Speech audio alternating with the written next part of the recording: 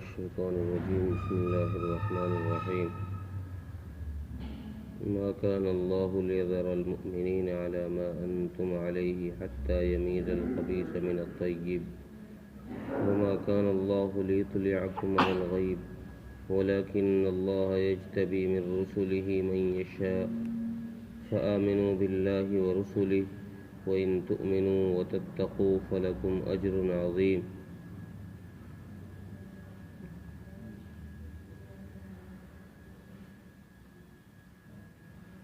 پچھلی آیت میں اس شبہ کا جواب تھا کہ اگر اللہ تبارک و تعالیٰ کافروں سے ناراض ہیں، اللہ کی نظر میں کافر مبغوض ہیں، تو پھر ان کو دنیا میں عیش و آرام، دنیا کی نعمتیں کیوں ملتی؟ اور اس آیت میں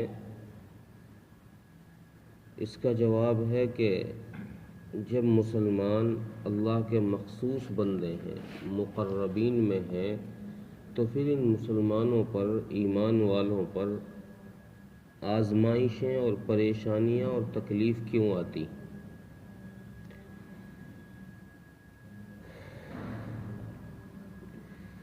اللہ تعالیٰ نے اس آیت میں یہ فرمایا کہ تکلیفوں کا آنا اور عیش و آرام کا ملنا یہ ہماری نظر میں معیار مقبولیت نہیں ہے. اللہ کی نظر میں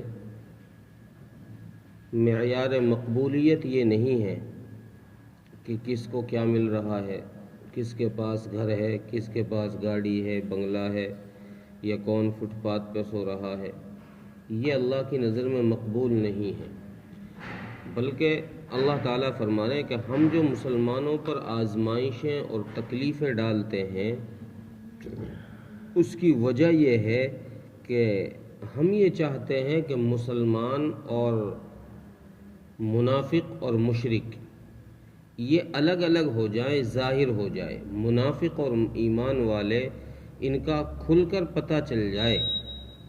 اس لیے اللہ تبارک و تعالی آزمائشیں ڈالتے ہیں.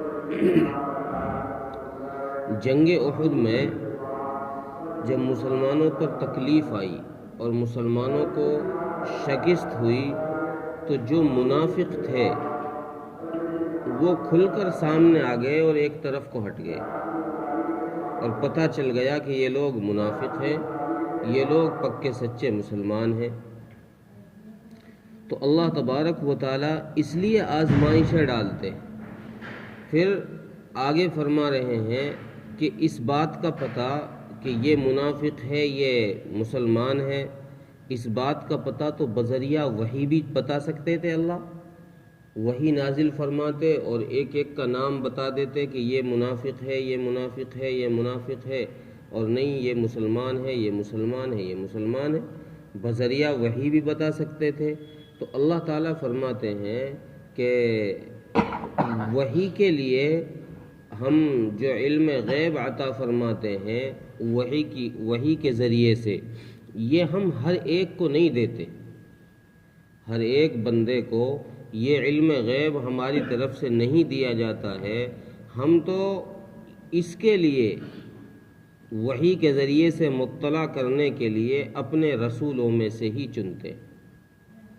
جو ہمارے مخصوص اور مقرب بندے ہوتے ہیں ان میں سے ہم اس وحی کے لیے رسول چن لیتے ہیں.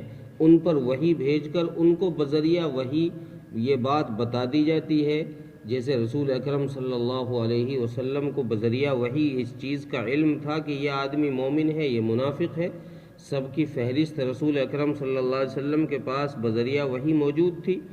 اسی طریقے سے اللہ تبارک و تعالیٰ اور رسولوں کو بھی اس کی خبر دے دیتے ہیں، لیکن عام مومنوں کو اس کی خبر نہیں دی جاتی کہ یہ آدمی مسلمان ہے، یہ مسلمان نہیں ہے.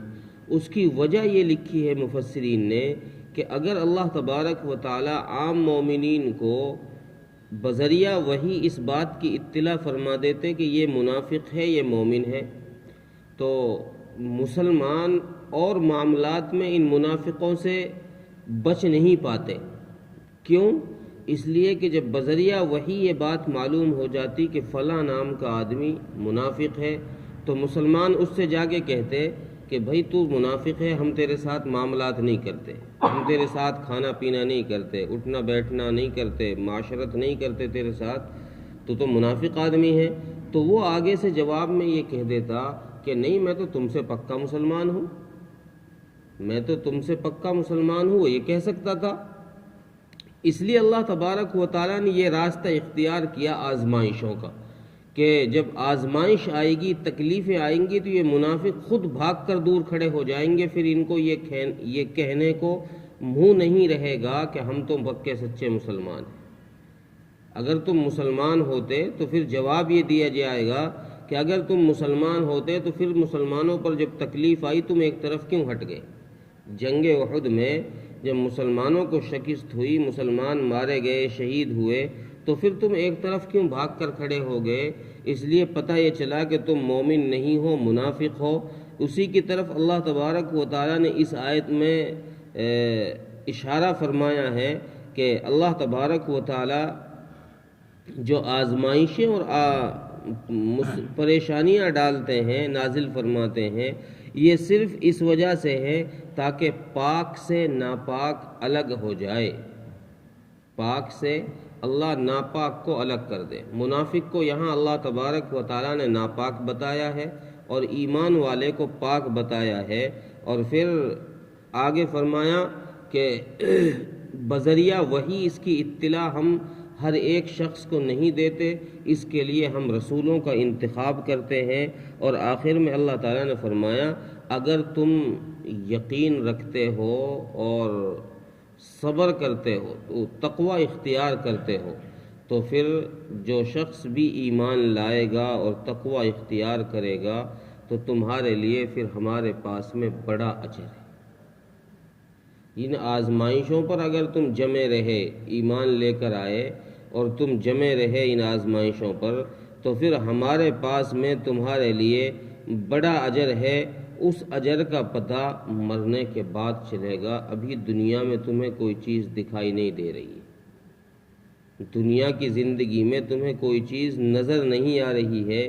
جب دنیا سے پردہ ہو جائے گا اور آخرت کا پردہ سامنے کھلے گا تو پھر ایمان اور تقوی کی حقیقت تمہارے سامنے آئے گی کہ ایمان پر کتنا بڑا اجر ہے اور تقوی پر کتنا بڑا اجر ہے۔ اس لیے اللہ نے دونوں چیزیں ارشاد فرما دی، وَإِن تُؤْمِنُوا وَتَتَّقُوا، اگر تم ایمان لے کر آئے، اگر تم مومن رہے اور تقوی اختیار کیا تو پھر تمہارے لیے بڑا اجر ہے۔ ترجمہ دیکھیں، ما كان الله ليذر المؤمنين على ما انتم عليه حتى يميز الخبيث من الطيب، اللہ وہ نہیں ہے کہ مسلمانوں کو چھوڑ دے اس حالت پر جس پر تم ہو، یہاں تک کہ حتیٰ کہ اللہ تبارک و تعالی جب تک پاک سے ناپاک کو الگ نہ کر دے۔ وما كان الله ليطلعكم على الغيب وَلَكِنَّ اللَّهَ يَجْتَبِي مِن رُّسُلِهِ مَن يَشَاءُ، اور اللہ وہ نہیں ہے کہ تم کو اطلاع کر دے غیب پر، غیب کی باتیں تم کو بتلا دے، لیکن اللہ تبارک و تعالیٰ اس کے لیے یعنی غیب کی باتیں بتلانے کے لیے اپنے پاس غیب کی باتیں بتلانے کے لیے رسولوں میں سے جس کو چاہتا ہے منتخب کرتا ہے۔